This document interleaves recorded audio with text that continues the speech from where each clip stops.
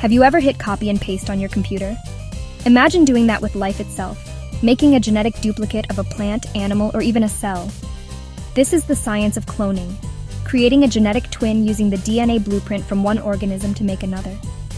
Cloning isn't just science fiction, it's a real, powerful tool that's changing medicine, agriculture, and our understanding of life.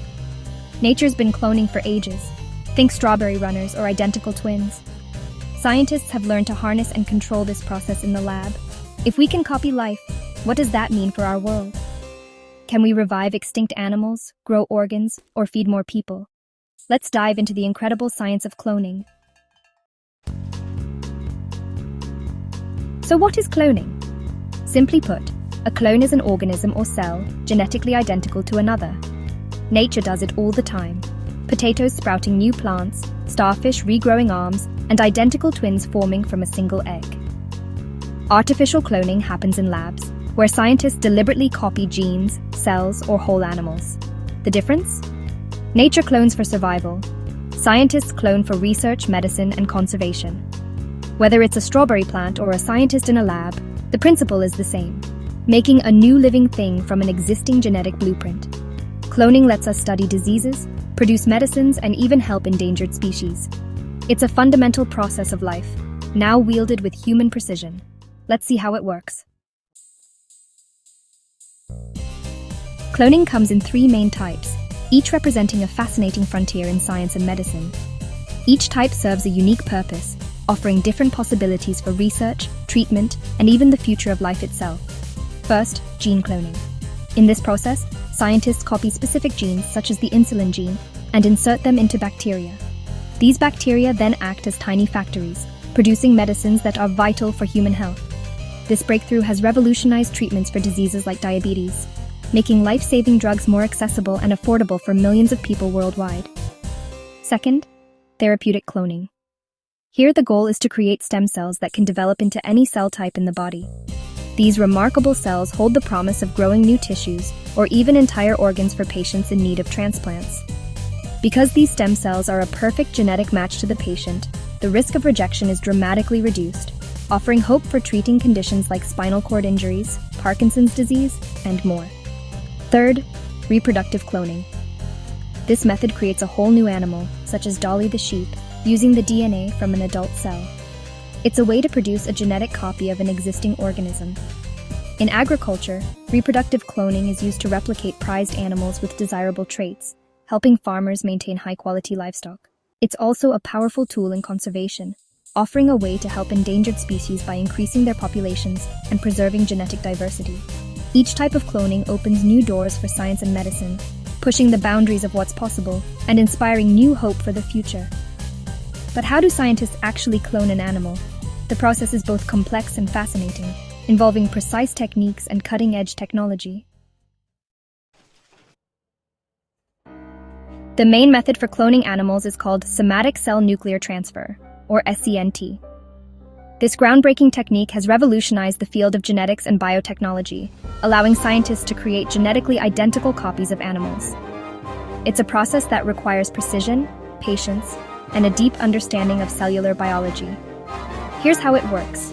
Scientists begin by taking a regular body cell, also known as a somatic cell, from the animal they want to clone. They carefully extract the nucleus from this cell, which contains all the genetic information, or DNA, that makes the animal unique. Next, they obtain an egg cell from a donor animal of the same species.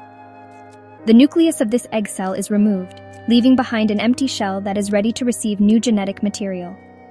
The nucleus from the original animal's body cell is then inserted into the enucleated egg.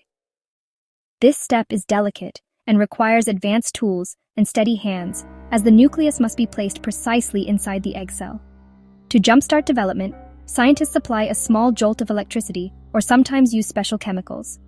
This tricks the egg into thinking it has been fertilized, prompting it to begin dividing and developing, just like a naturally fertilized embryo would. Once the embryo has started to grow, it is carefully implanted into the uterus of a surrogate mother. The surrogate will carry the embryo through a normal pregnancy, providing all the nutrients and support it needs to develop. If the process is successful, the surrogate mother eventually gives birth to a healthy clone, a genetic twin of the original animal, sharing the exact same DNA. Somatic cell nuclear transfer is a delicate and complex process, requiring advanced technology and expertise. Yet it forms the foundation of modern animal cloning and has opened up new possibilities in science, agriculture, and medicine.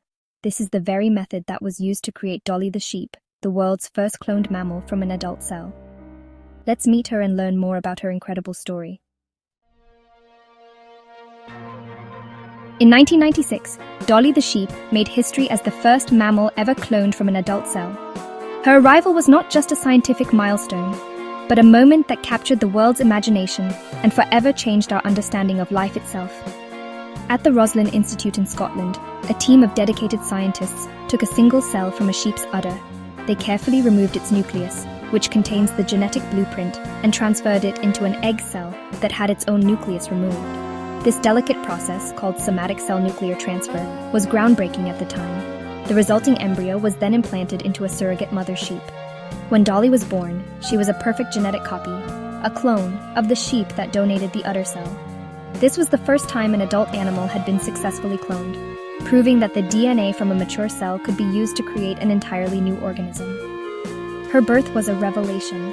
It showed that adult cells, once thought to be locked into their roles, could be reprogrammed to generate new life. This discovery challenged long-held beliefs about biology and development. Dolly's existence opened up a new frontier in biology. Suddenly, the idea that any adult animal could, in theory, be cloned was no longer science fiction. The possibilities for medicine, agriculture, and genetics seemed endless. But with these possibilities came questions. Dolly's birth sparked a global debate about the ethics and implications of cloning. People wondered, should we clone animals? What about humans? The world was fascinated, and sometimes fearful, of what this new technology could mean. Despite the controversy, Dolly lived a normal sheep's life. She grazed in fields, was cared for by her keepers, and even had several lambs of her own, proving that clones could be healthy and fertile. Dolly's legacy is the scientific door she opened. She demonstrated that life's genetic code could be copied, rebooted, and perhaps even improved. Her story inspired new research into stem cells, regenerative medicine, and genetic engineering. Dolly changed our understanding of what's possible in biology, showing that the boundaries of science are always expanding. But cloning isn't just about making copies. It's about unlocking the secrets of life and asking bold new questions about what we can achieve with science. Cloning technology is already shaping our world. In medicine, cloned animals help researchers test treatments more accurately, since their genetics are identical. In agriculture, farmers clone their best animals to improve herds and food production. Conservationists use cloning to help endangered species, reviving populations or restoring lost genetic diversity. The most futuristic use? Regenerative medicine. Growing organs from a patient's own cells, reducing the risk of rejection. While we're not there yet, cloning is laying the groundwork for these breakthroughs. It's a tool for healing, feeding, and preserving life. But with great power comes great responsibility. Let's talk about the ethics. Cloning raises tough ethical questions. Should we ever clone humans? Most scientists and governments say no, citing safety and deep concerns about identity and consent. Even with animals, there are worries about welfare, high failure rates, and loss of genetic diversity. Is it right to create life in this way? Or could it lead to treating living beings as products? The debate is about balancing the benefits, healing, feeding, conserving, with the risks and moral challenges. Open discussion is crucial as the science advances. We must guide cloning with wisdom, compassion, and respect for life. The conversation is just beginning. Cloning has moved from science fiction to reality, transforming medicine, farming, and conservation.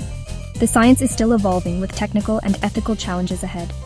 We must balance progress with our values, asking what it means to be unique in a world where life can be copied. Cloning is more than a lab technique. It's a mirror reflecting our hopes and fears. It holds the power to heal and preserve, but demands caution and wisdom. As we shape the future of cloning, we all have a role in the story. The ability to copy life will shape our world. Let's ensure it serves humanity and respects the wonder of life itself. The future is unwritten, and the story of cloning is ours to tell.